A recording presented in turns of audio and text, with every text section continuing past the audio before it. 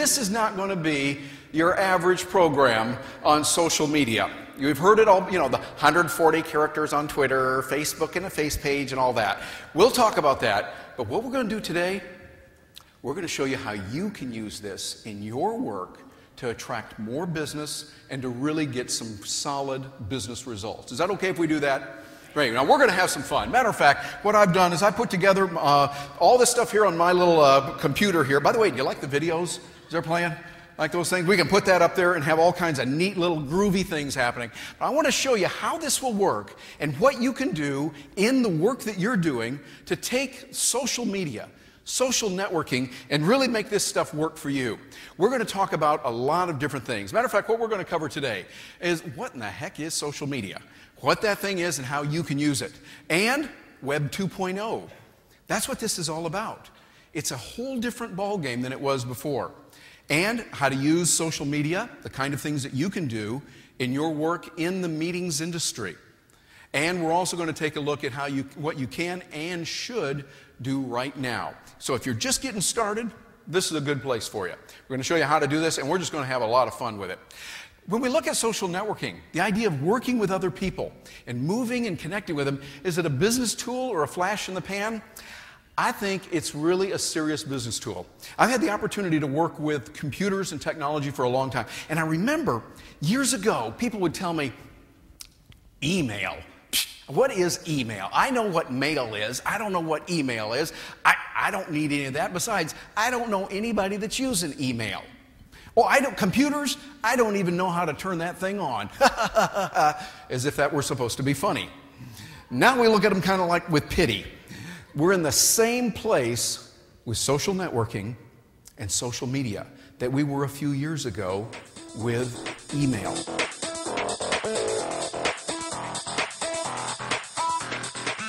Now, Twitter gives us the ability, just that one media right there, gives us the ability to connect with people instantly. We've already seen the amazing things that it has done with the crash that took place in New York on the river when people were saved by an astute pilot. The first way it was announced was on Twitter. Over in Iran, we're seeing that the revolution is now going through, and people are seeing that because of Twitter. The United States State Department actually went to Twitter and said, please do not do your traditional refresh, shutting down your servers for a few hours. Not right now. We need to know what's going on over there. Twitter is making a huge impact. Facebook, same way. People are using that now in place of email.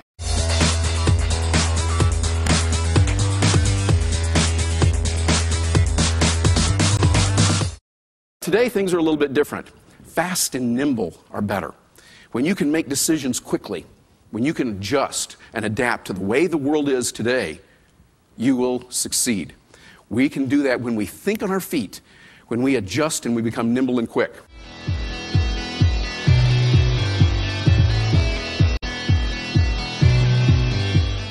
We look at the human web versus Google. I mean, we all use Google, right? Google's still great. I love it. We're working with it and doing great things. But, you know, the human web is even better. For instance, how many of you, just a show of hands, how many of you know a really good Japanese restaurant in Orlando? Okay, raise your hand. Look around the room. Okay? I could go on Google and look for Japanese restaurant, like Japanese food, Japanese restaurant in Orlando, and I'd get from Google about 500 billion choices, right? You know, or however many they have. But when I hear from you, people that I know, like, and trust, you need to go over here to this one. This one's a little bit better. Or try the sushi over here. It's really good. Someone saying that to me, who I know, like, and trust, means a whole lot more than a list of a whole bunch of things there on Google or Yahoo or whatever. You see the advantage of that? And when you think about it, is there any business that would not benefit from that?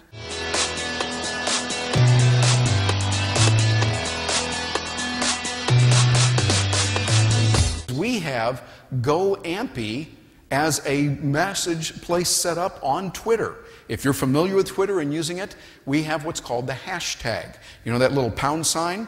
It's set up. We've got that working. And Elizabeth Barrett is working with us right now. I think we've got a couple of things out there, don't we? She's like, go ahead, if you don't mind, would you stand up just a moment and mention it? She is using her iPhone. She's tapped into it right now as this meeting is being conducted, and we're able to see certain things that are happening. Do we have any questions that have come through so far, Elizabeth? We have several questions. Come on over here so they can hear you on the microphone. All right, one of them is, how do you measure social media? How do you measure social media? I would say one way that you would not measure it would be in how many followers you have. A lot of people say, oh, I've got this many followers. To me, that's like going, let's take it back in the 1920s. Let's suppose you were in business in the 1920s, and you've hired someone whose job it is to generate more business for you. Okay, that's good. That's a really good thing.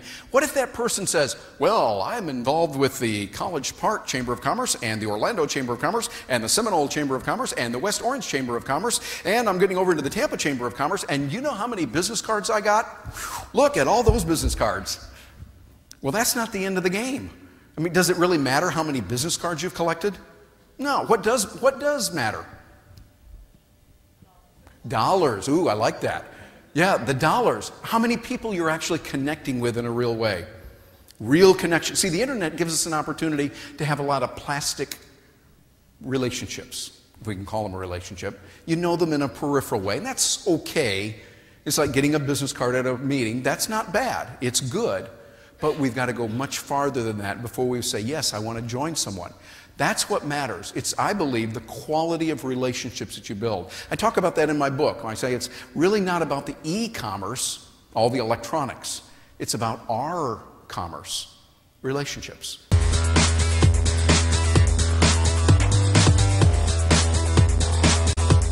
Today, relationships matter more than ever.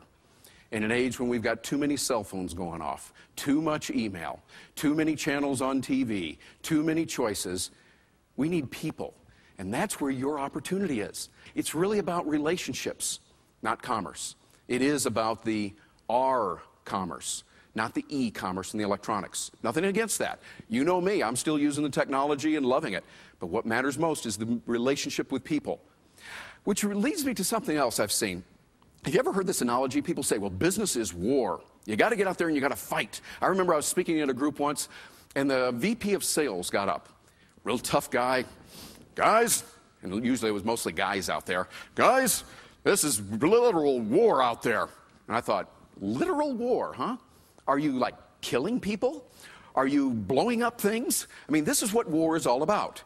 Really, even if you win, you don't win. There's dead bodies. You die. People die on your side. You're destroying things. I think a much better analogy is from something, again, from when I grew up in the Midwest. I think it's not about war as our metaphor. I think it's more like farming. I think that's what it is. You know, because when you look at farming, you think, what are they doing? They're surveying the land. They're studying it. Is this the right place to go? They're going out. They're tilling the soil, planting the seeds, nurturing those seeds, watching out for predators that would come by. You put up fences, keep out things, animals and others that might want to get in and steal what you've got. You also take care of the weeds. Get rid of the weeds that are out there. And you have a harvest. You take care of things there, and you have a bountiful harvest. You always put your seed cord back in for the next season. It's ongoing. I think that farming is really the analogy that we should embrace as we look at the world and the way it really works, and particularly in the 21st century. War is becoming very outdated. We're seeing that clearly in the news daily.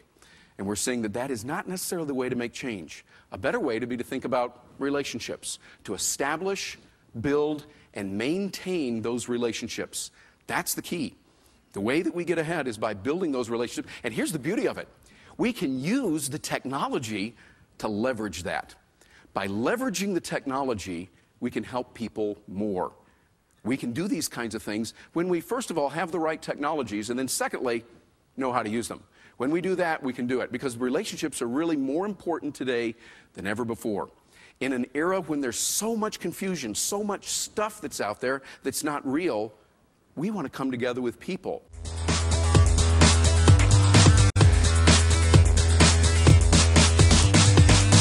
Not yet. That has power built into it. That's got positive expectation that, you know, I might not be able to do this task right now, But given the right training, given the right schooling, I read the right books, I talk to the right people, take the right courses, get the right coaching, get the right whatever I need, resources in, I can do it. And you think about it, that's the way it is. For instance, let me ask a dumb question. Work with me on this for a minute. How many of you right now can use Microsoft Word? Okay, raise your hand. Use Microsoft Word. Great. At one point in your life, you couldn't do that, could you? Think about it. You couldn't use Microsoft Word. And right now, is it easy? Yeah. Oh, back then, if I would say, well, it's easy to use Microsoft Word, people go, oh, well, it's easy for you, Terry. No, they just hadn't learned how to do it yet. Not yet. And the key is, as you can learn those skills and have that attitude that, you know, I'm going to figure this out. And it might be that you say, okay, now I understand enough about it that I know I'm going to have somebody else do it for me. That's a wise thing to do. Think of yourself as a CEO of a large company. You need to have the knowledge, be cognizant of what is possible, of what can be done. So when someone uses a term like a blog or a podcast, or they say www. whatever, you don't look at them and go, oh, speak English. Instead, you go, excuse me, what does that mean? Tell me about that. I don't know that yet, and I can learn it, because you've learned some incredible things. What you want to do is empower yourself with thinking, not yet. And if you go about that and you say, hey, you know what I'm going to do? I'm going to have that power of thinking, not yet, and build that into my life, the sky's the limit.